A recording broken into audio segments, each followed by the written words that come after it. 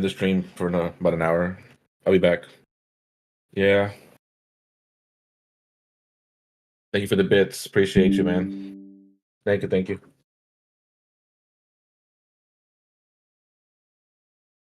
Cheer.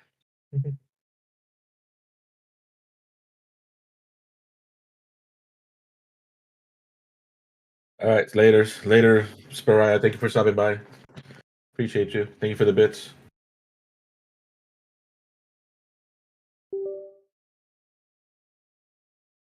Oh, you're streaming. Oh, you're a streamer too, ain't you? Do I have you followed? Yes, I do not. Let's go. I follow you. Thank you.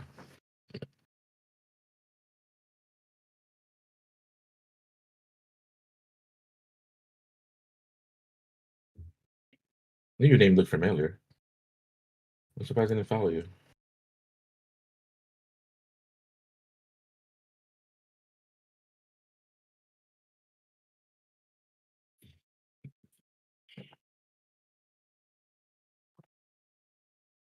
Peace out, chat.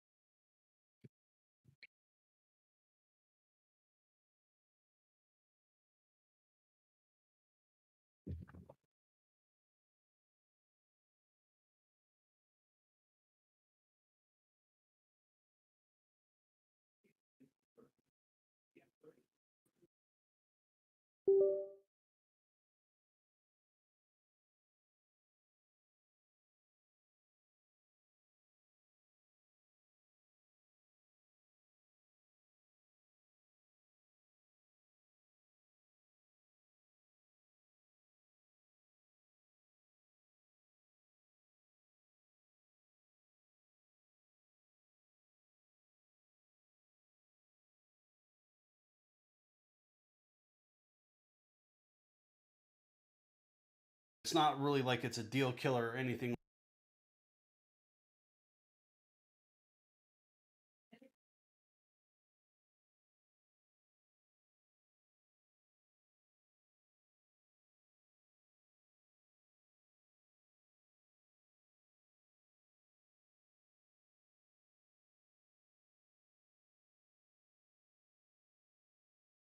Like that. I think it's just a vote for maybe a micro ATX motherboard might be the way to go in this. A couple of the other specs that you should be aware of pre-purchase to this is the maximum GPU length is 400 millimeters, which should accommodate, I think, virtually every GPU out there. But check the specs on your card if it's a rather large card just to make sure it's under 400. The maximum CPU cooler height, if you're going to do air cooling, is going to be 175 millimeters. So again, just check the specs on whatever cooler you're going to put in here. I think that's going to accommodate most of them. There are some pretty big coolers out there, so you'll want to check that. The maximum power supply length is 200 millimeters in the rear. Again, should accommodate most power supplies, but just make sure that it'll fit. I would recommend prior to your build, just make sure you read through the documentation. There's nothing really earth-shattering in here. It's a very simple case to get into and work with. All right, so I'm going to go ahead and get a build done. I'm going to leave the stock fans in initially, and so we can get an idea of what those look like and how they function. And I'll go ahead and replace it after I'm done with that.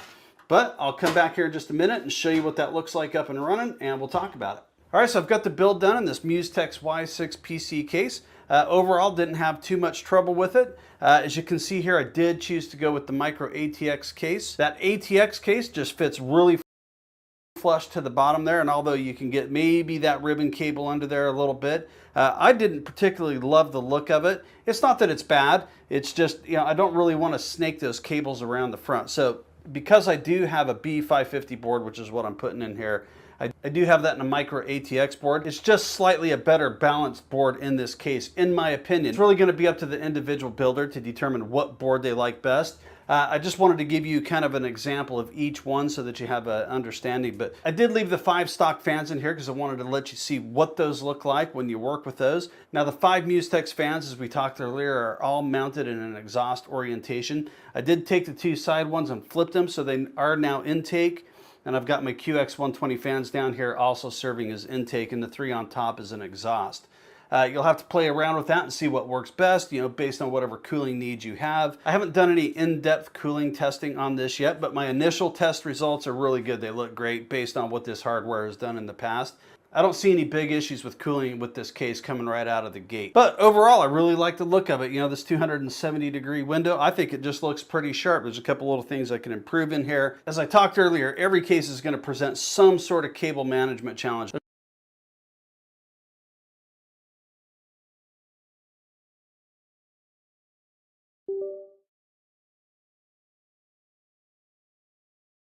Challenge. There's not a whole lot to work with as far as cable management mechanisms in the rear of this case, but you can spend all sorts of time getting cable management to look on point. Since I'm going to replace some of this out, it's not all completely tidied up, but it looks really good. Definitely no issues here. Using the QX120 modular fans will really help get some of the fan cabling out of there. But that's going to be up to each individual builder what you want to do. I would just have to summarize it up and encourage you that there's really no obstacles that this case is going to present that you can't get past. And on top of that, it looks really sharp. Now overall, the quality of the case and the build of it is really good. There's no sharp edges, everything's really tight, and everything's kind of well constructed. Now because I did reverse the fans over on the side, I do wish it had some filter material, but I'm going to go ahead and order some of that and just cure that. As well as the power supply over here. It's pulling air from the outside and pushing it out the back. So now, as always with any case recommendation or review that I do, it's really just going to depend whether this is the right case for you. There are so many different cases out there. There certainly are better cases out there, but there are certainly worse cases out there. Now this is a case that I'm fairly pleased with. I haven't had any major issues with it. I would highly recommend this case to you if it's an aesthetic that you like. Now there are other cases that have the same kind of style. Some of them can be quite pricey, maybe up to twice as much as this particular case here. So take a look at some of those, but if this case falls within the styling that you like and you can maybe utilize the fans in here, the only other thing to consider with this case is take a look at what motherboard you want to use. If you're going to use an ATX board in this, are you okay with some of the cables snaking around the front or having to get creative with that? But overall, doing the build in this case was a lot of fun, and I'm looking forward to working with it and doing some additional upgrades to it. So based on that, if this is a case that you like, go for it. Hello and welcome to my beginner's guide to building a PC, where I'm going to be showing you how to put all the parts I've got in front of me together today to come up with a fully working PC. Not only that, but I'm going to be explaining each step in a lot of detail. I'm going to be assuming that you don't know anything about PC.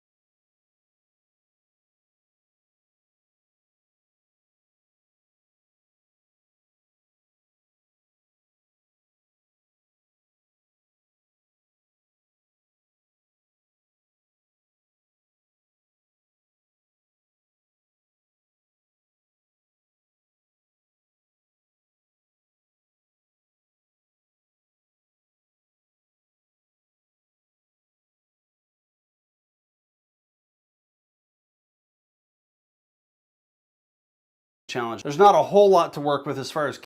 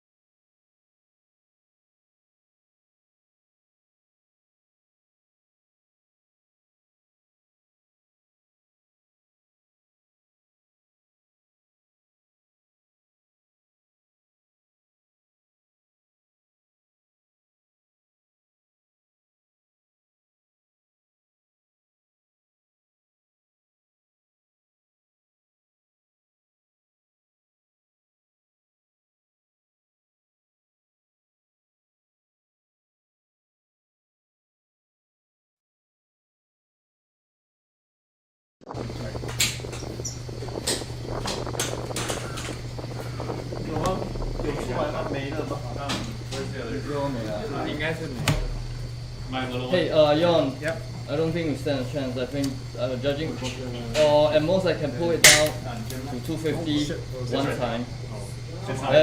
The helium is very weak.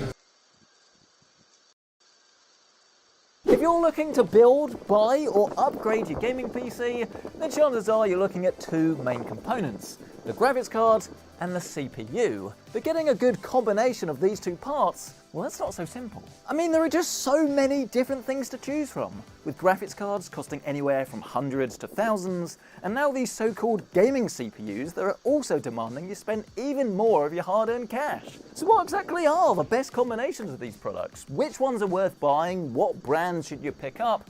And ultimately, what is going to be right for your personal gaming PC? That's right, I'm talking about you. Let's just get straight to it after a short word from this video's sponsor. Newegg's Black Friday deals have arrived, and if you want to save big on the latest PC components, then now is the time to do it. There are insane deals on fan favourites like the Lee & Lee ALV2s, CPU coolers from EK, Corsair and more, as well as deals on GPUs, motherboards and SSDs. You can even trade in your old GPU and put that towards a new one. Discover your next gateway to gaming with Newegg. Check out the sale with the link down below.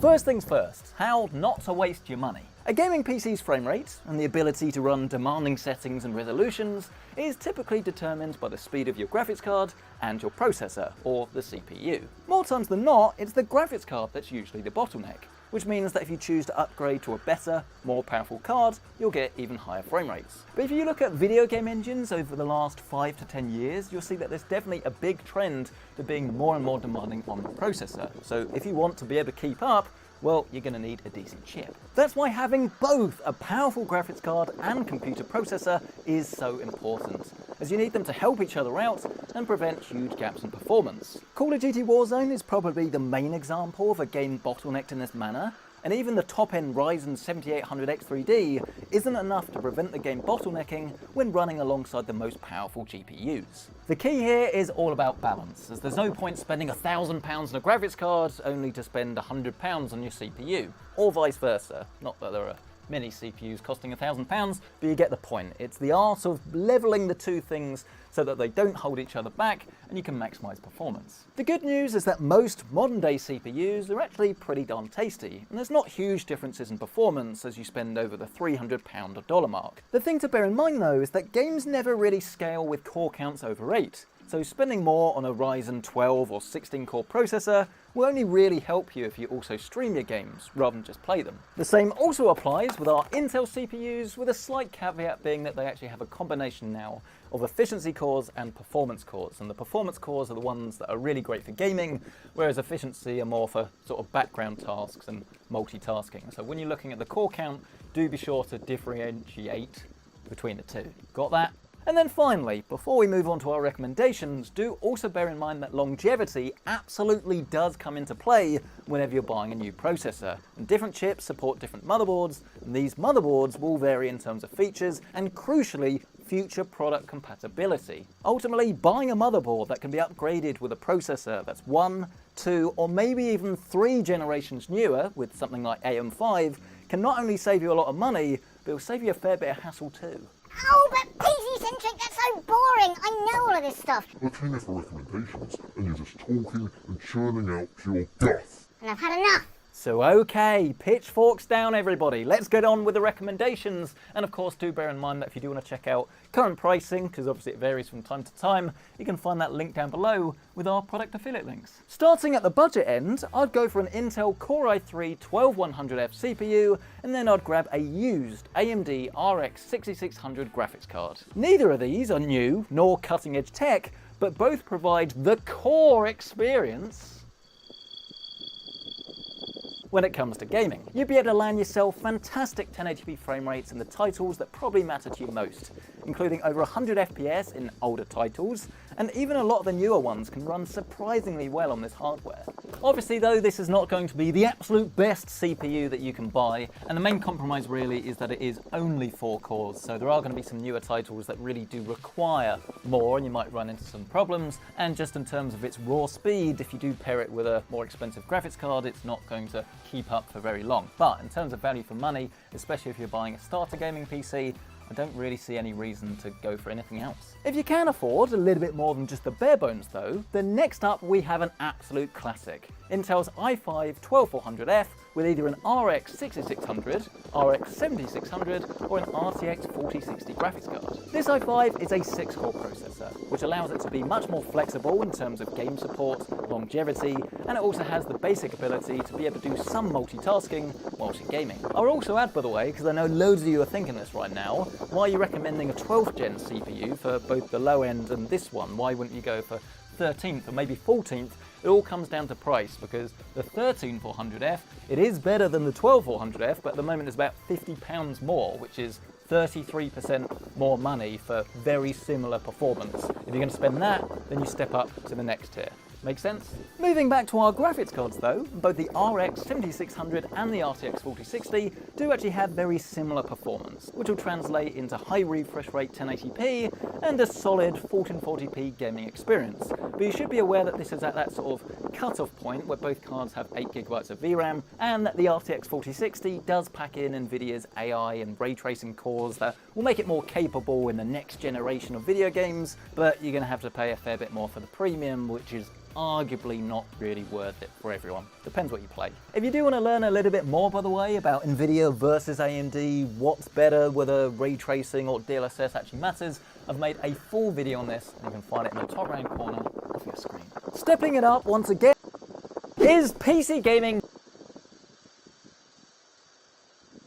Right, ladies and gentlemen, it is time for something a little bit different as we are joined by a first-time PC builder in the studio. That was your cue to come in.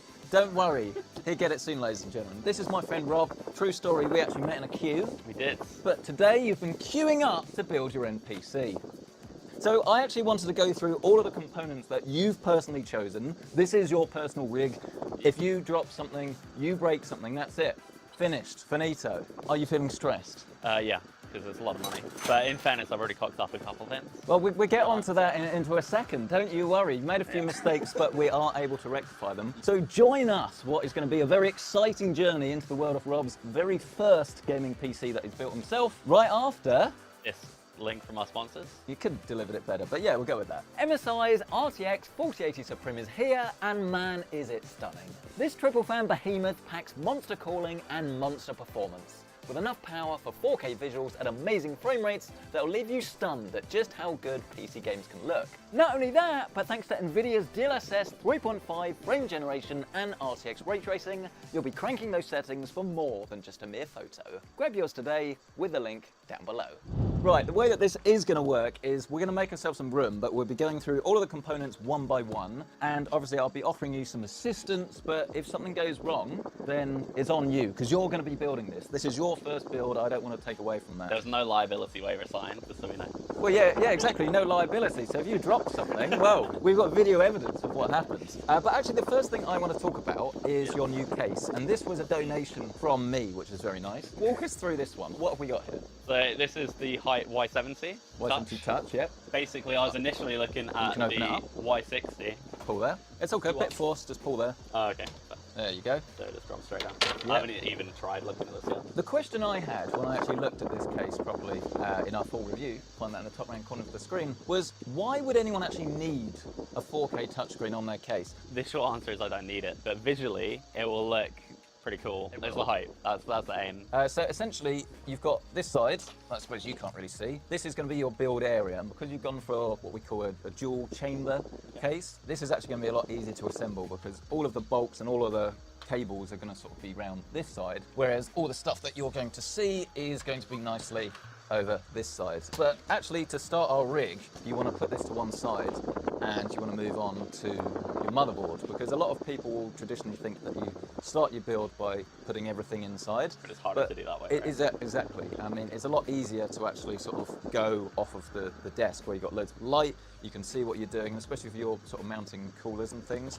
It just means you're not having to sort of reach in as your chassis. It does make it a fair bit easier. We're using this motherboard. Now, I will confess I did have some input on this one, but you wanted to go for AMD. That was your main sort of decision, right? Yeah, initially we were looking at the AMD CPUs. They just seem really good for a mixture of different things, from like general performance is pretty consistently at the top, and also like even just energy wise it seems to do pretty well. So we're going to put this on top of the box, but I just wanted to show you that you have things like your Wi-Fi adapter inside the box. Do you need Wi-Fi for this? Yeah. Always. Okay, we'll take this out, but otherwise you shouldn't really need anything. So let's just pop this out of the box and we'll drop it on top of there. I realise well at this stage that I'm taking for granted the fact that we have a motherboard in front of us on the desk, and this is very normal for me, but obviously this is different for you. Have you handled one of these before? Handled, probably not. I mean, I know where a couple of bits go. So you got RAM sticks up here. Yep. That's where the CPU is going to go. They colour code them as well, because you need to put them in offset, yeah. which is quite good. Yeah, CPU I'm goes there. presuming it's 1 and 3 for the first one. It'll be Are you going black or grey? You grey, so 2 and 4. Gotcha. Okay. Why 2 and 4? It shouldn't make masses of difference, but they kind of optimise it, if you like, for 2 sticks, and they optimise 2 and 4.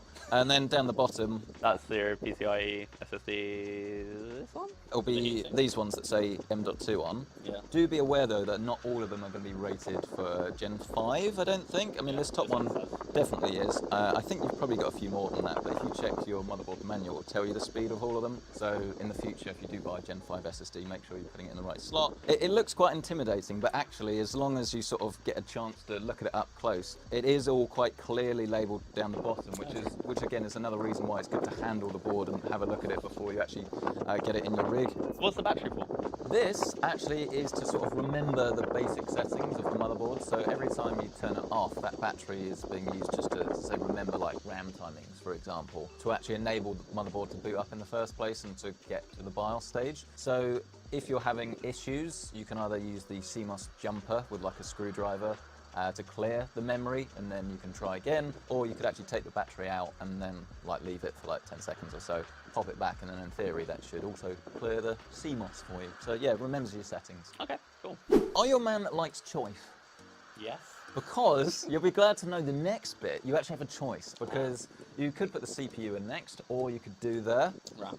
Yep, or you could do the... Sorry, this is a little bit patronising now, isn't it? Yes, you have a choice, you can do this in any order, it doesn't really matter. I was thinking CPU first, CPU, then probably RAM, then probably unscrew for the SSD. Yeah, solid choice, that's what I would do. This is your CPU, this is a Ryzen 9. Yeah. I suppose we touched on it, but we didn't really get into the details. Why did you go for Ryzen? And this is a 7950X, so 16-core CPU. Why have you gone for that? So, for me personally, when I was looking at it a while ago, obviously watching videos for yourself and everything, I know that you were saying the 7800X3D is really, really good for gaming. Yeah. But with these ones, they can do a little bit extra for general performance, so it's a bit more of an all-rounder. Yeah. So generally speaking, very quick lesson, if you go for the 6-core variant of this, the performance isn't quite good per core as the 8, the 12, and the 16 cores, whereas all of those ones, they actually perform very similarly, but then the more cores you have, the more multitasking you can do. It doesn't necessarily make a huge difference for gaming at the moment, as long as you have 8 cores, but fundamentally, if you want to do loads of things on your system at the same time, and you mentioned you want to do some game streaming, or at least try and get into it, then having all of those extra cores are great, because you can use those cores for streaming, and then you use the 8 cores essentially for all of your video games. So this was a good choice. You could also go for the X3D. I personally would go for the 8 core, and I think in terms of value for money and just simplicity, optimization, and this is actually better for multitasking than the X3D version of this anyway, I think this is probably the way to go. It's a good choice. Would you like to do the honors? Yeah, very excited. There you go. Pop it off, and then just pop that down on the desk for a second. And then your next step is going to be with the motherboard. So you have this little lever here. Pin that back, right? Yeah, it will require a bit of force. It will surprise you. This is where I'm just like always a bit scared in terms of breaking it. Surprise you. Do I need to pull it up? You're kind of pushing it out this way and then around. It's almost like a bit of a C shape. There you go. Push that down, and then very gently, this is a very gentle bit.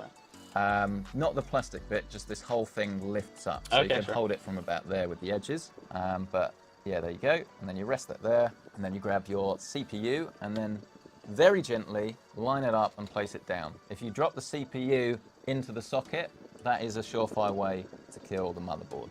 But you've done a perfect job there, no such issue. Then you can pull that down, and then you've just got to do the reverse look, and you'll find that that will just pop off, that plastic cover. There you go.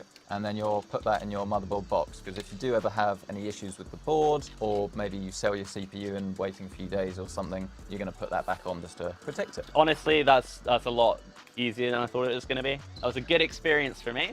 That was nice and straightforward. Plastic popped off. Beautiful. Next on the Robert PC build list, we have RAM, and I know there'll be people watching this and that have already clocked what this is, and that's a good RAM joke. They've clocked what this is, and they'll be thinking, he's overspent a little bit on that. Why has he gone for something so premium? So, would you like to walk us through what this is and why you've gone for it, please? So this is the Corsair Dominator Titanium. The reason why is literally Black Friday deals. It actually turned out to be roughly £20 more expensive than Yeah, the I think it's probably like 20-30 quid more. Yeah, there wasn't too much in it. I know obviously you've got different clock speeds, but then there's also the CL. So essentially you've got your speed and your timings. So this is a 6,000 megahertz or mega transfers kit. And then if you look at the first number of the timings, this is a CL30 kit, and essentially that's all about latency. And if you're going for a Ryzen CPU, then it quite likes RAM that has a lower latency. So you think transfer speed and latency are linked, but you'll find that some of the cheaper kits can be faster, but they have a higher latency, whereas this is just fast all round. There we go. The Dominator Stick 1. Do I need to take plastic off first? Yes, take the plastic off. You will notice though that this is very tall, so if you're going for like a big air CPU cooler, then high RAM isn't always your friend because it can interfere, but we're going for a water cooler today and we've got a big enough case where it shouldn't be an issue. So you'll see you have these little notches here on the RAM. You just need to line that up with the notch that's on the motherboard. Am I right in thinking I pull back first and then push in? Yes, please. Yeah. So if you line that bit up, then you line that bit up. And then push down, right? Yes, if that's not quite lined up, you need to flip it around. DDR5 is actually really annoying because that middle notch, the gap, is kind of only slightly offset. So you might think you've got it lined up, but you haven't. But there you go, that's right. So a fair bit of force on this one. Yep, and then you need to click that bit down. So you let, exactly. So you're letting the RAM essentially seat itself, and you know when it's in because these notches will grab hold of it. That's in. So if you want to just, I'm pretty sure they are, but if you just give them a bit more of a forceful push each stick now, that just ensures you've seated it properly. Then we can move on to our SSD, and you've gone for a Western Digital one. This is a SN850X. Do you know much about it? I have basically the same version on my PlayStation 5. Sorry, I'll take it out at the same time. With the PlayStation, obviously you're going to want a little heatsink on this. It's built in, isn't it? Yes, yeah, you have heat sinks on the top of your motherboard. Most do. The thing to be aware of is if you go for a really big SSD, you want to make sure you've got a motherboard that has a double-sided heatsink. So this does the top, but if you've gone for a double-stacked SSD, which is high capacity, you'll need cooling on the bottom. And a lot of motherboards don't actually have that. So that's when you might want to buy one that has a heatsink. And then you've replaced the one that comes on your motherboard. When you say double stack, just clarifying, not two of these. It's literally just like one unit. I mean, to be fair, this one is actually double stacked as well. So you have some on the bottom. This one's not too bad actually, because you've only got these two modules, whereas you'll notice on the top. You can get some which have tons on both sides, right? Yeah, exactly. Smaller screwdriver for this. You've got this bit that you need to peel off. This is a protective cover. Do you think, out of interest, you would have removed this? Yes, because it's blue plastic. Yeah, okay, so you think it is obvious. No, that's just curiosity. So if you peel that off, yes, so that's a thermal pad, and that will allow heat transfer from this into that, and then the fans in your system should give it good airflow. It just takes the heat away from the SSD. You should be okay with a Gen 4 drive, to be fair. Well, you got a whole video based on the Gen 5s, haven't you? Yeah, well, exactly. If you want to see and learn about PCI Gen 5 and frankly why it's a bit of a nightmare at the moment, again, find that video in the top right corner of your screen. Well, this is what I'm going to ask you now. Is obviously this tape's coming off, but that's coming off pretty quickly as well. I'm obviously not wanting the whole thing, am I? You're good. Yeah. No, I can hold on to it. You've actually got this like quick release here, that plastic nib thing. I'm pushing that down. Yeah. So you're just gonna move it up and down until it's secure, and then you can just pop that on top. That's actually really, really simple. Okay, so we're done with the RAM, we're done with the CPU, we're now done with the hard drive. So you ready So for the this is the bit exciting which bit? I'm actually like, I felt okay with. Everything from here is purely terrifying. Well, you need to do a few checks. So Yeah. the first thing is, does your motherboard have what's called an I/O shield on the back? Yeah. So if you go for a very cheap motherboard, you'll find that you won't have this plate, and then you'll have to grab the plate that comes in your box and you'll put it in this hole down here. But because you have this height case, you now need to remove this little riser cable for now. So that is now removed, which means you can grab your motherboard, and then if you line this up, you'll see actually on your motherboard you've got like a little hole thing underneath there. If you then line up the back of the motherboard, look, with the back of the case, but now we do need to screw it into place. Screws come with the case, but obviously this has been used before, so we've just got those in a neat pile. If we now pop this up, you will now see your rig is starting to come alive. Next step, actually, I think is going to be cables. Looks good to me. So once again, we've got our front panel all the way here, the right-hand side. Yep.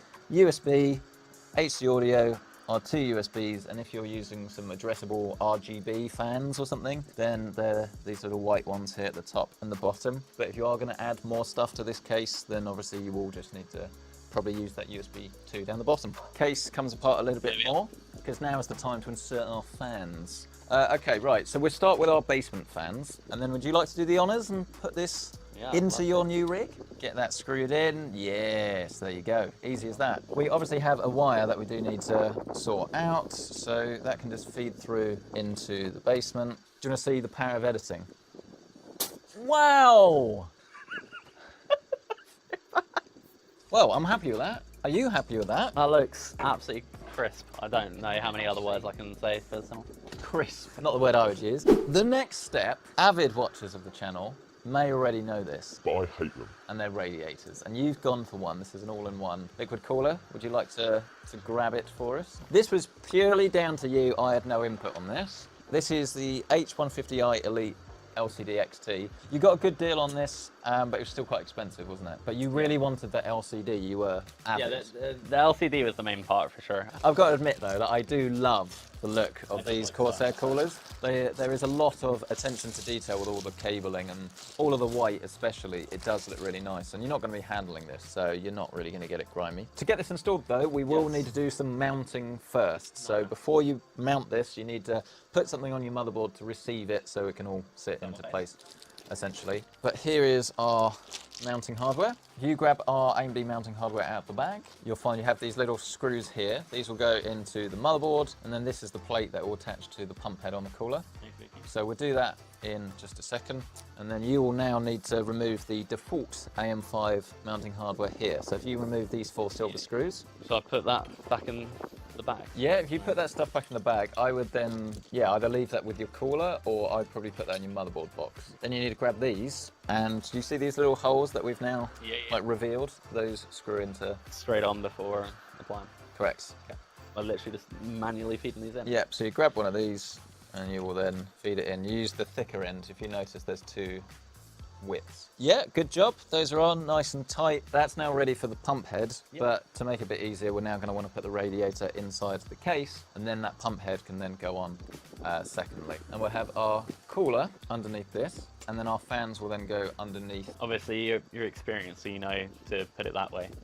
Is it purely cable management reason? Yes, so you want the pipes to be at this end, so you can curve it round. Okay. If you have it here, you're going to have all of this cable, and it doesn't really work. So screw and washer, screwdriver, get that fitted down into position. Then your radiator is into position, and it would be ready to go, but of course we need to add our fans. But once again, you then want to grab one of the fans and just line this up with the board to make sure that it is blowing in the correct orientation. So again, blowing through the radiator. And then very importantly, that your cables are going to be that side, because again, once you screw it in and flip it over, untie all of the cables before you slide this in. You look like a strong man, and yet you're very weak when it comes to PC component handling. Then the whole thing just drops into place. Feed that through the chamber, and then it will hook into place. I've never seen someone more confused.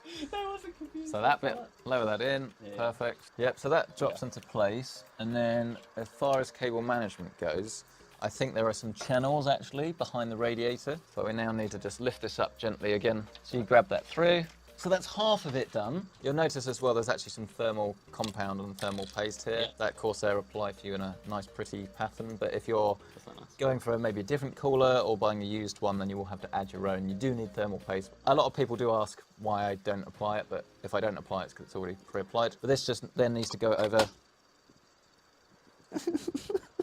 There's your pump head.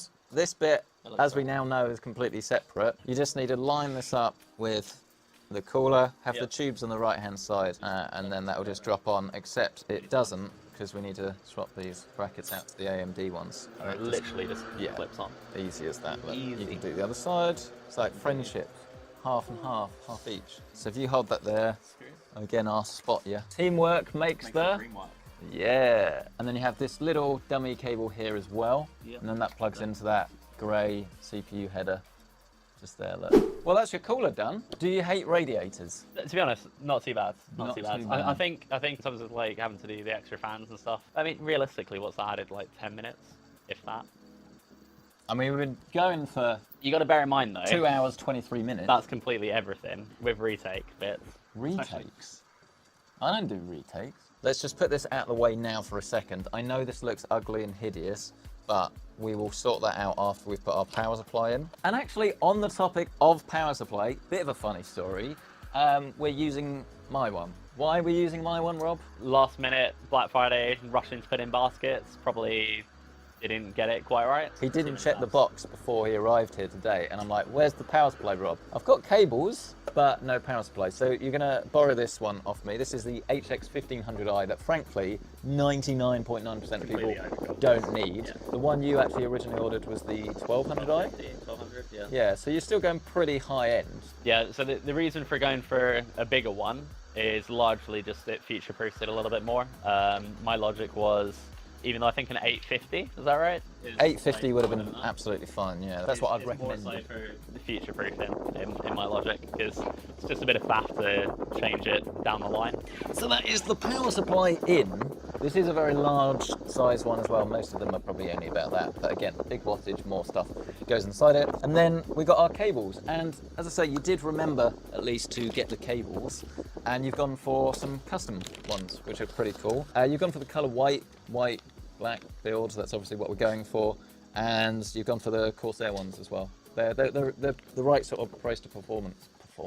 Price to aesthetic. These don't just come standard with power supplies anymore. No, so you do get cables inside the box, but I mean, actually, I can show you an example, look, because we have two cables here that both do the same job, but are completely different. So this is a stock one, which is like a rubber cable. Still looks absolutely fine. Yeah. But then if you upgrade, you can get something like this, which is more of like a corded one. This is a PCI Gen 5 12-volt high power connection. I just think the white cables are really gonna make your build pop. I know it was extra money, but I think you'll be very pleased with the end result. And then you can start to connect some of these up for me if you want. So you'll need to plug into your power supply at the back here.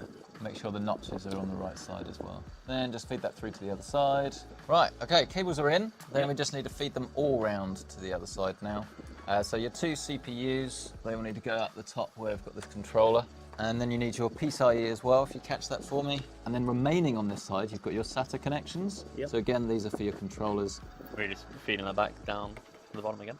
We just stow this somewhere at the bottom, really, out of sight, out of mind. Give it a spin round, and then you'll find you've got, well, like a sea of cables and things here, but don't be alarmed. Your two CPUs go up here. Again, most CPUs only need one 8-pin, so don't be alarmed if you don't have that. Oh, right, there we go.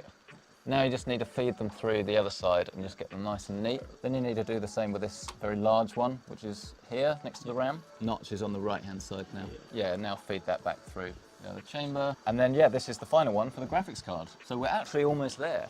We need to put our PCIe riser back in, our little bar. So if you insert that into the graphics card slot for me. Yeah, that's the one. Just line that up. While you're doing that, I will reinsert the bottom bar again. Would you like to bring in the best component of the lot then, please, sir? The graphics card. And again, obviously, white builds had to go for something a bit more. I've never shown the back of the box before. Is this something I should do? Do people want to see that? I don't know. But you've gone for an RTX 4080. Yeah. If I told you that's actually not a particularly popular graphics card, would you be confused? Not really. I mean, I initially planned on getting the 4090, and then because I mostly play Warzone, you were recommending the 7900 XDX. Yep. Price difference between them at the time of buying, £100. Yeah, so this was a really good deal actually. I think you got this for just over £1,000. Bear in mind this is the Gigabyte Aero card, that's usually pretty expensive. We both knew that the 7900 XDX was better value, but I asked you, would you be disappointed if you're playing the latest games and you have to turn down a few settings on ray tracing? And you basically said yes. Cyberpunk I've been looking forward to playing for years. So being able to fully appreciate it. I mean, I've got it on PlayStation, but it's not the same, is it? There we go. Moment of truth. There it is. I told you it was massive. Hold on, let me remove the screws first. Then you can go ahead and do the most important and most satisfying piece of any gaming PC build, which is to insert your graphics card into your rig. So please do this. Savor the moment, because it's all downhill from here. Surely it will click into place. Or is it so heavy that it's taken that click away from you? You can double check. Yeah, no, all right. Oh, I'll all give right, you that. steady. Then yeah, you just need to get that screwed in. I mean, obviously we do need to sort the back out because It's got a little bit of hanging out. that's not going particularly well at the moment. But we just need to sort of stash those cables away and you'll be absolutely fine. But the actual rig itself, the important bit that you get to see, I think that's gonna look amazing when it's lit up. I mean, as well, the thing I love about white builds is that it's less about the lighting and it is more just about the parts themselves. So I think you've chosen some really good stuff there. Actually, the RAM was a good shout. I think the RAM's looking really nice with it. Perfectly matches the GPU. Yeah. But let's get this turned on and see if it works. As is always the professional case around here, we actually ran out of storage on our SSD, which was great. So we've got another one, but we're down a camera. So look over there from now on as we actually look to see whether this works. I mean, are you feeling nervous? Because this is your PC. As I say, have you cocked it up? Have you made a big mistake? We'll find out. Massive plug. Massive. For the PC-centric mouse mat. Link to this is down below. Go grab yourself one today. To turn the computer on, there's a button at the front. And actually, cool story, this Y70, I'll go let you do the honors, you can go walk around. This is actually a mechanical key switch on the front panel. I did think it was a little bit weird. So if you want to do the honors for me. Did you press it? That's a good start, isn't it?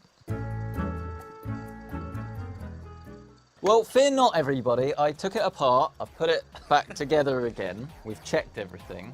We had some weird stuff, and I'll tell you about it, assuming it works. Yes! That's better than we had before! How do you feel?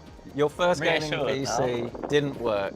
It at least lights up now. I think our BIOS is going to show on here. Yes, you can't see it. It says it. What is it with you and plugging things in properly? No, it's not. I thought I was dealing with someone competent, not someone who can't plug a USB in. Oh, I'm sorry that I'm not used to your fancy USB. Right, there we go. So Windows. That all looks good to me. Happy boy?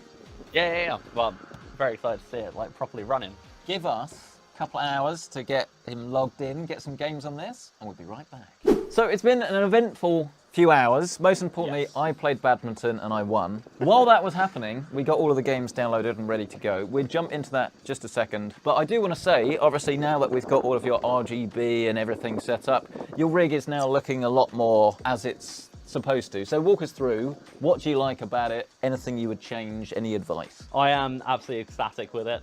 I can't wait to like properly get on and try it out for real. But aesthetically, looks beautiful. Visually, I'm going to change a couple of things, but I mean that's just going to be user preference. In terms of RGB and lighting like that, and themes. yeah. And Do you think you're going to go for more of a white or more of the RGB that we have here? To be honest, I'll probably play around with like a GIF or something like that in terms of The on cooler, the cooler, yeah. and probably have something a little bit more aesthetically pleasing on the actual screen. I think it looks great, but Yeah, I'm looking forward to getting into it. right, let's get gaming. I don't know where to stand. This is a disaster. And yeah, so at the moment, look, like the weirdest gaming that's your experience at the same frame rate. Bear in mind, we're running this at ultra settings. That's at 120. 4K. Yes, we're using DLSS, but I mean, that's totally fine. But yeah, I mean, 120 FPS, that must look and feel phenomenal compared to what you're used to. I mean, PS5 is good, but you're not going to get that, right? You're not going to get anywhere close to that. Now that we are outside, you have lost some FPS, but I mean, you're still getting around about 80 frames a second or so. This is also an adaptive sync monitor, so it should feel nice and smooth. I mean, how does this compare, realistically? I think in terms of pure aesthetics, really, really good. You can tell like the level of detail and the textures and everything like that. And the shadows are pretty decent. We're set the DLSS now to performance, and we'll turn on the new feature that you can do with your NVIDIA cards. You wouldn't be able to do that with the 7900 XTX, but you would have saved some money. And turn frame generation on. This should now yield a much higher frame rate. There you go, you've gone from about 75 to 140. So not quite double, but not that far off. I mean, does that... That already feels a lot smoother to me, to be honest. Next title, this is actually one of my favorites, and this is a really good ray trace title. This is called Returnal, and this is currently running again 4K DLSS. Don't go that way, don't go that way. That's DLC. We're not ready for DLC. It's not like the perfect port in the world. I know there were a few issues on PlayStation as well, with like some micro stutter, but actually, generally speaking, can't really say I noticed any like noticeable anyway playing this game all the way through. Really, really fun, would highly recommend it. But again, this is another title that runs really well on this rig. And in terms of thermals actually as well, we're currently looking at about 63 degrees on our GPU and then around about 72 degrees on our CPU. So yeah, so CPU is pretty consistent then. Yeah, I mean, obviously the one you've opted for has a bit of a higher TDP because you've got 16 cores there. No issues with thermals. Is issue with your gameplay though. Right, should we play the game you actually want to play? Yeah. So this is it. This is the moment you have legitimately been waiting for. This is your PC, this is your game. Let's do this. I mean, your frame rate at the moment, you're currently looking at about 150, 160 frames a second at 4K with DLSS set to performance. Have you got the performance mode turned on your PlayStation 5? I'm pretty sure as default, yeah. Okay, so maybe 120, but you look at 170 here, so this should be so much better. And because you have that 4K resolution as well, I mean, you can actually see into the distance. In terms of, yeah, the draw distance is going to be a lot better. You were too busy looking at the trees. I was too busy enjoying it. Well, you can redeem yourself. No audio though. It's harder without headphones. Yeah. Oh dear. Well then, Mr. Robert, that is your new gaming PC, and you now have a very important responsibility, which is for the people watching at home that haven't built a PC before and are wondering whether it's difficult.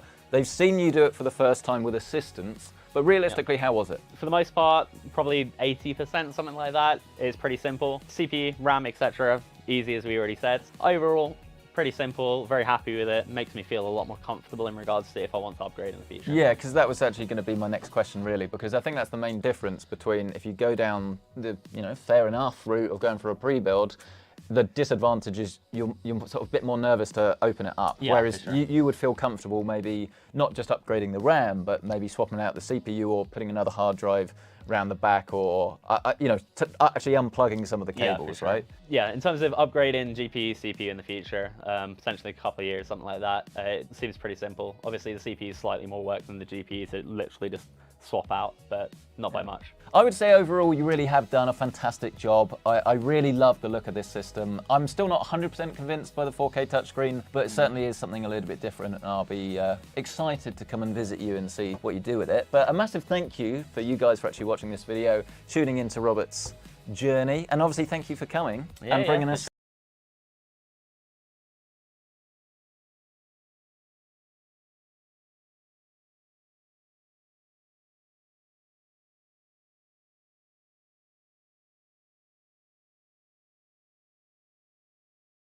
Ladies and gentlemen, I am not sure we are ready for what's inside this box, because this is the successor to the Height Y60, the Height Y70 Touch. Because yes, there is a friggin' touchscreen on the side of this chassis. This could be the best idea since sliced bread, or it could literally be a really terrible way of wasting your money. But I think it's fair to say we've never seen anything like this before. Well, I mean, I suppose we've seen the Height Y60. That was a really impressive chassis, and this isn't going to be too different to that. It does have a few changes, most notably really being better airflow, and then of course, the touchscreen. So let's actually take a closer look at this. Let's do a full build to see how it comes together, whether the end result is actually going to be worth buying.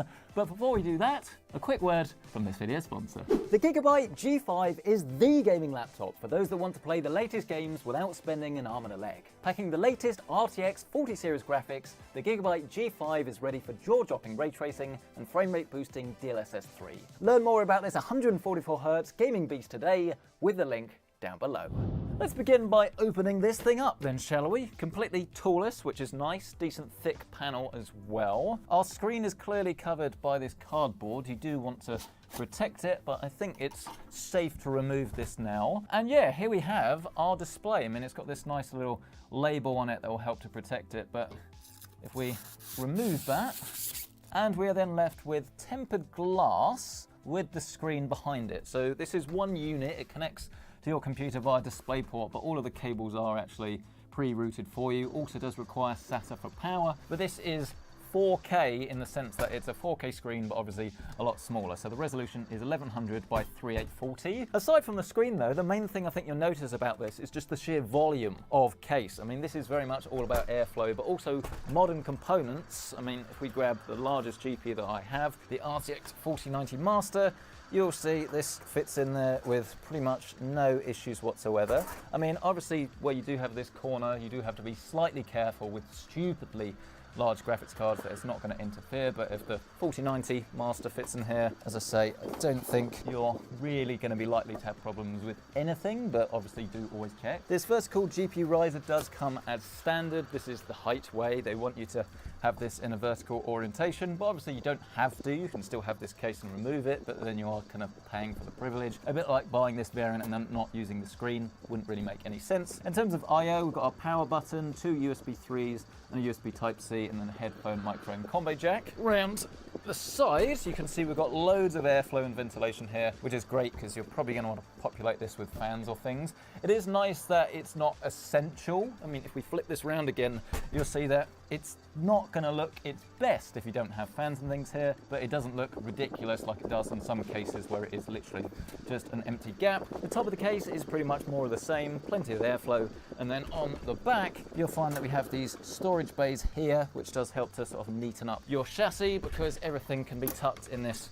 rear chamber, which is nice and out of the way. Power supply will go down here as well, and then there is plenty of cable management as well. It might get slightly messy if you're using custom cables and you've got a lot going on here, but generally speaking there should be enough space, and cable management can be more a case of stuffing it in here rather than really neat management, but obviously the choice is always up to you. Oh, and actually that's pretty neat. We've got all of our cables here that you'd typically expect. I think we also have a block for the front panel. Yep, we do, which always helps. It's easier to plug it in. But then this is what I thought was going to be a DisplayPort cable, but actually it is a pre-routed cable that terminates in this little DisplayPort connection here that's screwed into the back. So it is just going to be one run cable that goes from here to your graphics card, which is going to be a lot cleaner and a lot neater. So not really in any effort on your part at all to build this, hopefully. In terms of what we actually are building in this, we are going for, I guess, the nicest white build that I could muster with all of the parts. We've got a Z690 board, so one back in the range, where we're going to update the BIOS on this and then use a 14th gen Intel i5. We're going to go for pretty much all white components. We've got white RAM, cooler, graphics card, all of the works really, but we're also using a 360 radiator. I will leave some links to all of this, by the way, down in the description below. If you're watching on mobile, just hit more and then more and you can find everything. And I will also leave some advice and a few other things. So if you were going to build this yourself, I'm going to essentially balance out the build in the description down below. But yeah, it does come in 3 colors as well. This obviously is white and black, but you can get it in black or red. Red does look nice, by the way. Here is some lovely overlaid footage of the previous build we did in red. As you can see, it looks really, really nice. But turning back to the Y70, in terms of cooling, you can put 140s in here, but you can only fit 2 on each panel really. So you're better off going for 3 120s, so you have them here, down here in the bottom chamber as well, obviously up here at the side.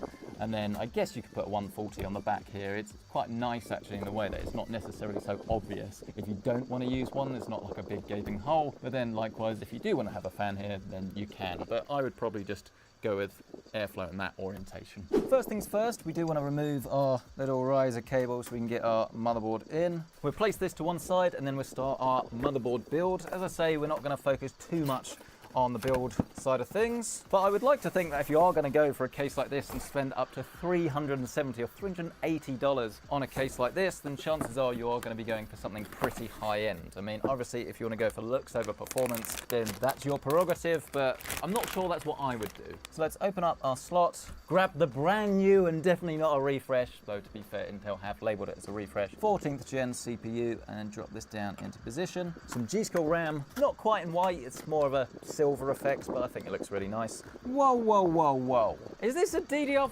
motherboard? Yes.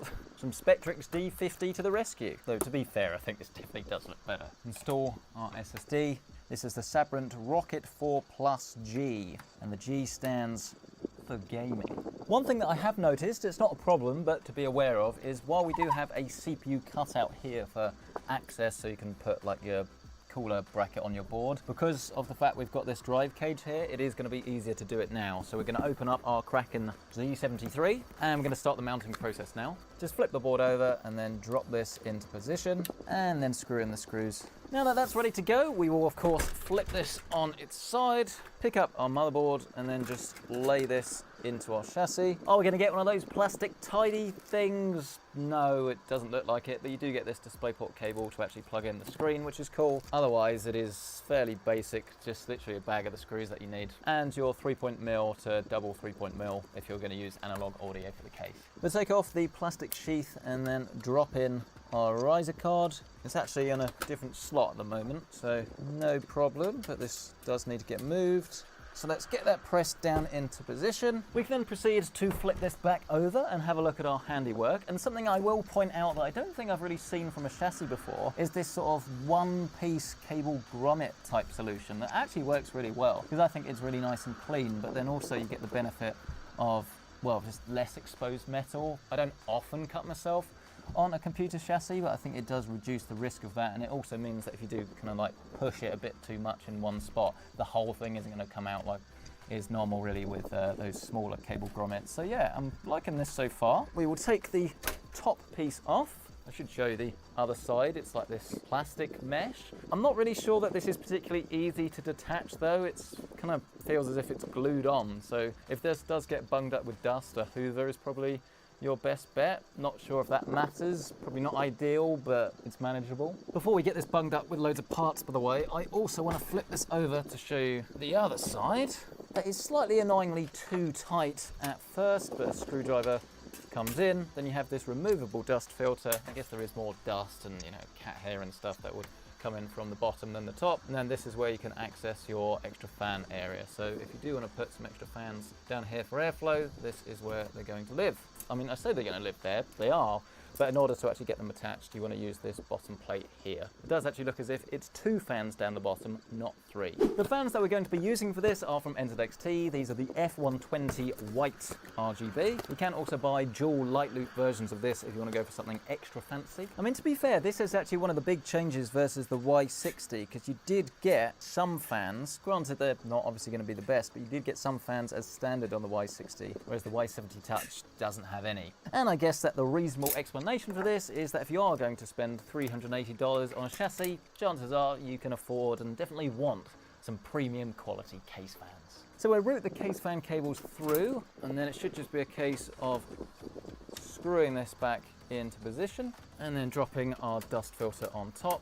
Those cables are completely invisible, and it's quite nice actually with the white fans in the bottom. I think you are going to get a little bit of underglow coming from underneath as well, and then hopefully a little bit of illumination comes through. This is where it would be better if you either had reverse flow fans or if you had like duo light loops or something like that, but I don't really think it's essential when it's in the basement anyway. I'll start connecting up the I/O, and tiny little grumble, if you are going to be using the HD audio connector, it is going to be very difficult to actually access this without taking the DisplayPort bracket out. It's really not a problem whatsoever, but bear it in mind. And then, to be fair, you have the same sort of problem, but it's arguably a lot more annoying with this bottom PCIe riser because it's now blocking all of the bottom ports. You probably can fumble your way through and get them all plugged in, but let's be honest, it's going to be easier just to unscrew this and take it out temporarily. Or maybe you should do it with the top piece actually. Either way works, just work your way around the problem. Let's now proceed on to my favourite bit, as everyone that watches this channel regularly knows, The radiator. and with a case this big, I honestly don't think you're going to have too many problems. But something I have already noticed is that because you are going to be using USB for the case, make sure you've got enough headers on your motherboard, or if you're maybe using splitters or a hub or something, because I have a feeling once this, which is an LCD cooler, and all of the fans, and of course this touch panel is all connected, we might run out. I reckon this is going to happen to a lot of people.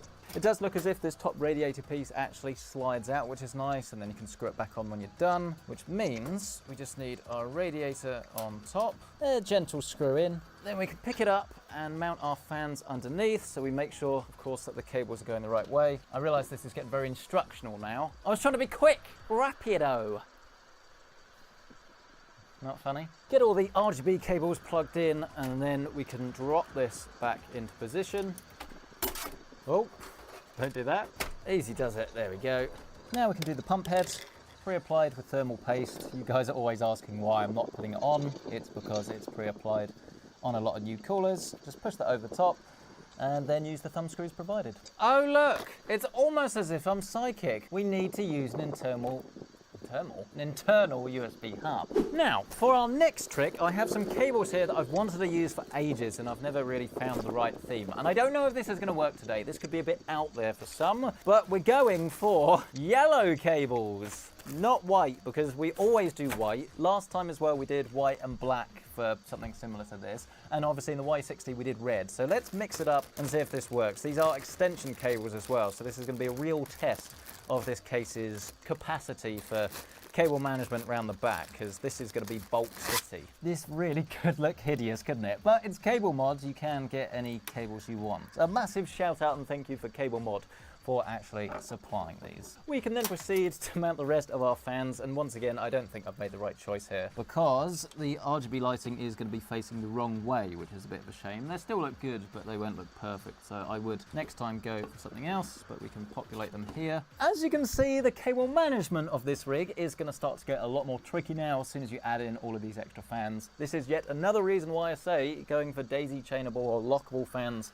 will make your life easier, but here we have a lot of cables and I should be able to get them to fit. And while there definitely is loads of space here for cable management, there's not any clear channels or anything. I mean, you've definitely got some routable area here, but they're sort of tie-down points rather than actual straps and things like you see on most cases. And this seems very odd to me because there's so much space, yet it's not going to be the easiest cable management, which just seems a bit backwards. But let's deal with that problem when we come to it and instead go on to the most exciting part again of any build. I mean, probably not this one. This is the most exciting part of this build. But no, it is the gaming performance. It's the graphics card.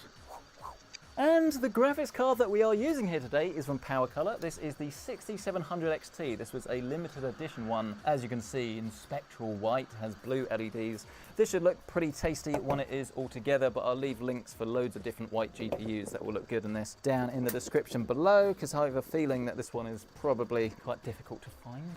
And down the bottom you'll find a total of 4 slots, which is not only great for accommodating larger size graphics cards, but it does mean that your blades aren't going to be right up against the glass. And because of the nature of the chassis with those fans down directly below it, you're not going to have to worry too much about good airflow and good temperatures. This really is a have your cake and eat it chassis, where you can see your graphics card in all of its glory, but then, as I say, not have to worry about thermals. And then we can move on to, hopefully the thing that's not going to look bad, our fully yellow cables. Does white and yellow go? Maybe? I mean, white would be the safe bet for this, but who likes safe, huh? I mean, it doesn't look bad, does it? It just doesn't really look right. It doesn't look white. Let me know your thoughts on this down in the comment section below. And the only real other thing to do before we actually get this thing turned on and hopefully see it working is to install our power supply. This is one here from Cooler Master. It's the V750i, and this one does actually support ATX3 as well if you wanted to go for one of these new NVIDIA GPUs. But as always, make sure you're buying the appropriate wattage for the build that you're building. One thing though that is definitely worth noting is that the Gen 5 or ATX3 connection that you do get with this is only rated for 300 watts. So if you're going for like a 40 4080 or 4090, you're going to want to look at something else really, just to make sure you're supplying enough power to your rig. I mean, to be fair, there are cable management straps. They're just down here right at the bottom, which kind of are useful, but they still don't solve this. But the real test is going to be whether our side panel goes on that real hitch. I do love just how toolless this is. There you go, pushes in, plenty of room. Then you would never know, but when you turn it around this side, you get your super neat and tidy rig. So yeah, I'm liking this actually. I think this was really easy to build in. I mean, it's here, the day has... Ladies and gentlemen, I am not... It's a disaster, don't die. But let's deal with that problem when we come to it and instead go on to the most exciting part again of any build. I mean, probably not this one. This is the most exciting part of this build. But no, it is the gaming performance. It's the graphics card. And the graphics card that we are using here today is from PowerColor. This is the 6700 XT. This was a limited edition one. As you can see, in spectral white, has blue LEDs. This should look pretty tasty when it is all together, but I'll leave links for loads of different white GPUs that will look good in this down in the description below, because I have a feeling that this one is probably quite difficult to find. And down the bottom you'll find a total of 4 slots, which is not only great for accommodating larger size graphics cards, but it does mean that your blades aren't going to be right up against the glass. And because of the nature of the chassis, with those fans down directly below it, you're not going to have to worry too much about good airflow and good temperatures. This really is a have your cake and eat it chassis, where you can see your graphics card in all of its glory, but then, as I say, not have to worry about thermals. Then we can move on to, hopefully the thing that's not going to look bad, our fully yellow cables. Does white and yellow go? Maybe? I mean, white would be the safe bet for this, but who likes safe, huh? I mean, it doesn't look bad, does it? It just doesn't really look right. It doesn't look white. Let me know your thoughts on this down in the comment section below. And the only real other thing to do before we actually get this thing turned on and hopefully see it working is to install our power supply. This is one here from Cooler Master. It's the V750i, and this one does actually support ATX3 as well if you wanted to go for one of these new NVIDIA GPUs. But as always, make sure you're buying the appropriate wattage for the build that you're building. One thing though that is definitely worth noting is that the Gen 5 or ATX3 connection that you do get with this is only rated for 300 watts. So if you're going for like a 4080 or 4090, you're going to want to look at something else really, just to make sure you're supplying enough power to your rig. I mean, to be fair, there are cable management straps. They're just down here right at the bottom, which kind of are useful, but they still don't solve this. But the real test is going to be whether our side panel goes on that real hitch. I do love just how toolless this is. There you go, pushes in, plenty of room. Then you would never know, but when you turn it around this side, you get your super neat and tidy rig. So yeah, I'm liking this actually. I think this was really easy to build in. I mean, there are always going to be improvements you could make to things like cable management, but then everything else was a breeze really. Make sure you do it in the right order. Don't put your graphics card in straight away. But especially for a beginner, I don't think you'll have any real issues with this. And the only difficulty really that comes with it is putting all of the other components in. So the more complicated your setup, the more complicated the build is going to be. Whether you should go for yellow cables, I'm probably going to say no, but until we turn this on, we won't know for sure. Let's plug our monitor in and wish me luck. Yes, I know, I can't find the button. It's here. Let's do it. Boom! There we go. That certainly looks like it's turning on. The fans aren't spinning on the cooler though, which doesn't bode well. But then I don't want to turn it off, because if we've updated the BIOS, it could break it. No, there's no cooling. This is a disaster. This is a disaster. Don't die. Don't die. I must have missed a SATA. Let's go again.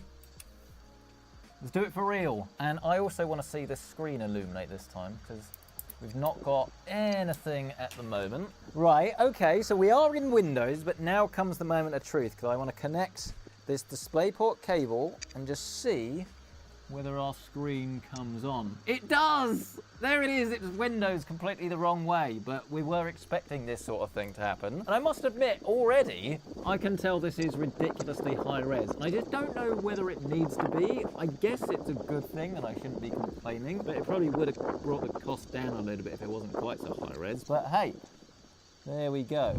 Right, hello everyone. This is Future Markers taking the reins for the rest of this video, because frankly, you don't want to see a really boring video of how to set it up when it is literally just a case of install the software and you'll be at this same stage. And besides, I needed to use this for a prolonged period of time so I could actually understand how it all works, understand the flaws, limitations, but ultimately all the good things as well. And essentially it is very straightforward. It won't really do much when you first plug it in. It will display as a display, which is pretty cool. So there is a bit of a bug with this software. So if I press Windows and D, you should see that it goes to the desktop, because this does actually display as its own separate display in Windows. Some people have actually already commented on my shorts video on this chassis, saying that this is a great feature and they actually want it to do this, because I suppose you could use it as a display and put anything there. So, you know, useful, but it will bring a few bugs as a result. But the secret sauce is all in this height software. So we'll open this up, and it looks very cool, but it is still a fair bit buggy because this is a brand new product, and the software,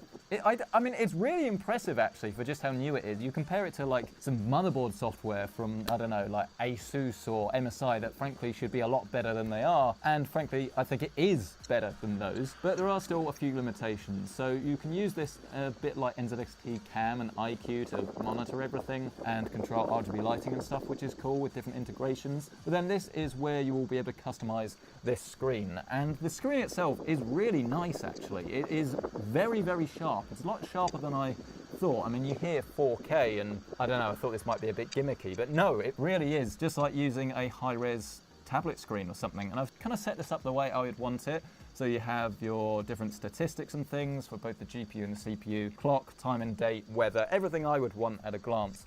But you can add extra things as well, like Twitch chat, which would be useful, but at the moment you can only have it as like a small block rather than taking up the whole thing. And in the future as well, you'll be able to have RSS feeds, so you could get news and things broadcast straight to your PC case. That would be pretty cool, but you can see some of these are actually grayed out at the moment. Things like if this then that will be pretty nifty as well once you can get this on there. But as this is a work in progress, just tell Height on Twitter, on Contact Us, on Reddit, however you want. Tell them what you actually want to have on this, and I'm sure their development team will be implementing the best ideas, because they're trying to sell more cases, right? They want it to be as useful as possible, and this is a bit like a blank canvas at the moment. So there's definitely room for improvement, but I quite like the way it is straight out the gate. I mean, there are some weird bugs, like you can't move things around. You should be able to click and drag them, but you can't. You can't right click as well, which is a bit weird. But if you want to add something, let's say media, you choose the size of it, so let's say 4x2, we'll hit add, and then that will pop up on the screen here. And you can create different windows and things, so you can swipe between them, which is quite nice. All your statistics are always available at a glance. You can actually swipe down from the top as well. You can change the brightness of the screen, which is nifty, as well as your microphone and headphone volume, which I suppose would be pretty useful for people. But the software itself does use a lot of resources, which is a bit odd. So if we open up our task manager and go over to performance, you can see that our GPU is at about 8 to 10%.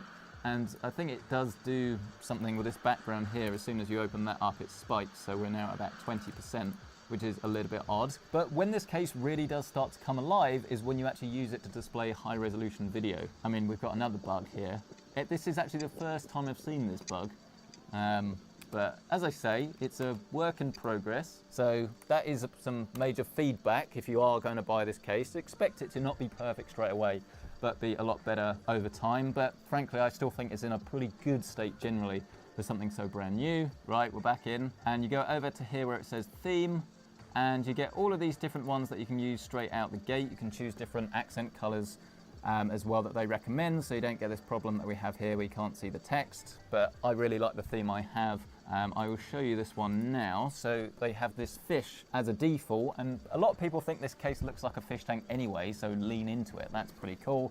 You can have that here, and then I like having one separate window that's completely blank, so you can have it as a more visual thing. But then you can also use your own media files, and it's quite cool because you can even go into videos and, I don't know, let's choose some Ratchet and Clank. You can have this 4K video and it will just load that up, and then it will play it back, which is going to use a lot of resources, and it's not the smoothest playback in the world. I mean, it's not really the right file for it, so instead go for something that's probably a lot easier to run, like this online royalty-free fish tank video, and then you see that will pop up. I mean, I don't know why it's lagging, because this is the first time it's actually done that. I'm not entirely sure why. It might be because of the resources that the software's using. Then it's done that bug again where it gets rid of it, But there we go, we're back. When it's working, this is pretty darn cool. So this is how I want to have it with this little fish tank mode, where you have it completely blank, or as I would have it, where you have the fish tank behind and then all of your stats. And then there is also a little bit of an Easter egg that's not really an Easter egg, and that's actually a built-in game. And I imagine they will have more of this as time goes on. This is called Block Game. It's definitely not familiar and you've never seen anything like this before, but this is actually formatted for this screen and it's quite cool. It's not 100% responsive all the time, but it's near enough that you're going to have a pretty cool experience. I think we're just marred by the fact that smartphones are obviously like 120 hertz and super responsive all the time. But yeah, you could absolutely play Block Game on your PC case if you want. And overall, I would say that it's a really easy case to recommend, purely because there's not really anything majorly wrong with it, other than the fact that obviously having high resolution video running whilst you're playing a game, doesn't matter how many displays you have, most people won't do it. Well, I would love it if you could have different profiles that would automatically activate and deactivate depending on what you were doing. And I would say to Hype, maybe look at what Wallpaper Engine do, which is to sort of shut everything down as soon as you open a high activity or high GPU utilization game, and then just default to the solid color, because I think at the moment you're going to have to do this yourself, which is going to be a little bit annoying, but I'm sure this will be one of the first things that they patch in. Besides that though, it really is a fantastic case though. I mean, it's so easy to build in. I love that it's very easy to get a classy build because everything is just ready to go straight out the gate. They thought about all the cable management, the fact that all of the cables are pre-done for you on the screen and very neatly comes out the back here, I think is fantastic. I would like a little bit more cable management on the inside of it with some extra straps and some more obvious channels, but it's something that you can forgive because this was a quite complicated build and I've still managed to get it set up very easily. So overall, I'm really impressed with this and I'm looking forward to see what Hype do with it over time. But I think the question very much goes out to you on this. Are you interested in having a display like this on your PC case? Would you use it? And if you would, what would you put on it? Please let us know down in the comment section below. If you've enjoyed this video, please smash the like button, get yourself subscribed. 80% of you aren't subscribed. What are you doing? It's so simple, completely free. Just hit that subscribe button down below and you'll get all of my videos alerted to you when they go live. But if you do also want to check out current pricing on anything featured in this video, then you can of course check that down below with our Amazon affiliate links. And while you're down there, why not check out Gigabyte's G5 gaming laptop? The G5 packs a 144Hz display into a solid, sturdy laptop body with up to a 12-core Intel processor and an RTX 4060 graphics card. No matter whether you're wanting multiplayer action or ray trace DLSS 3 immersion, the G5 is the laptop you've been waiting for. It even comes with a 2-year warranty. Grab yours today with the link down below. Thank you so much for watching this video. We'll catch you in the next one.